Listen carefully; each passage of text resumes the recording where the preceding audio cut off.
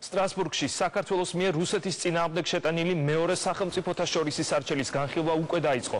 საუბარია საქართველოს ტერიტორიაზე რუსი სამხედროებისა და უკანონო შეიარაღებული ფორმირებების მხრიდან ადამიანის უფლებების მასობრივ დარღვევაზე. ნინო სამყურაშვილი საუბრობს სტრასბურგიდან.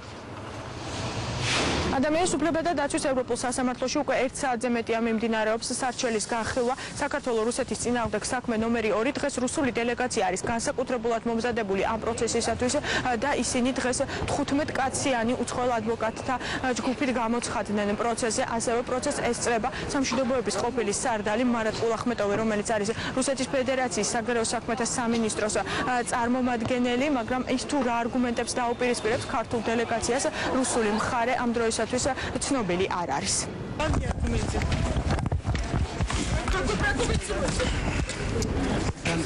Маленький комментарий, пожалуйста. Не комментирую. Комментарс ვერ გავაკეთებ, რადგან ეს მიმდინარე პროცესია. როდესაც სასამართლო გადაწყვეტილებას მიიღებს, მაშინ თავისუფლად შემეძლება არგუმენტებზე საუბარი.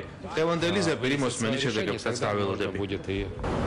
რაც შეეხება სარჩელს, ადამიანის უფლებების ევროპული კონვენციის 8 მუხლის დარღვევაში ადანაშაულებს ქართული მხარე რუსეთის ფედერაციას. ეს არის სიცოცხლის წამების აკრძალვის, გადაადგილების, საკუთრების, განათლების უფლებები, რომელსაც ქართული მხარის მტკიცებით ადგილი ჰქონდა ოკუპაციის პერიოდში რუსის სამხედროებისა და უკანონო შეიარაღებული ფორმირებების მხრიდან. საქმის რეზონანსულობიდან გამომდინარე, ქართულმა მხარემ დაიქირავა 2 უცხოელი ადვოკატი.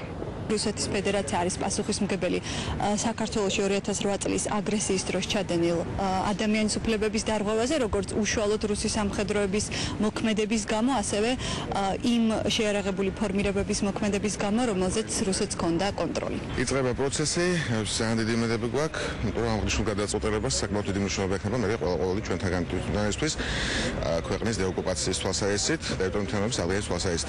ნახოთ რა იქნება, ახლა ამით წინ გავუსწრო მოვლენებს, თუმცა არგუმენტები ჩვენი საკმაოდ მყარია. ნახოთ რას მოიფიქრებენ ამჯერად რუსული მხარე. ზეპირი მოსმენის შემდეგ, რომელიც არის ერთდღიანი, უკვე ევროპელი მოსამართლეები იმსჯელებენ იმაზე, გადავიდეს თუ არა საქმე ახალ ეტაპზე და დაიწყოს თუ არა ამ შენობაში მისი არსებითი განხილვა. საქმეში დევს გარდა დოკუმენტური მასალისა, ასევე რამდენიმე ათეული ვიდეო და ფოტო მასალაც.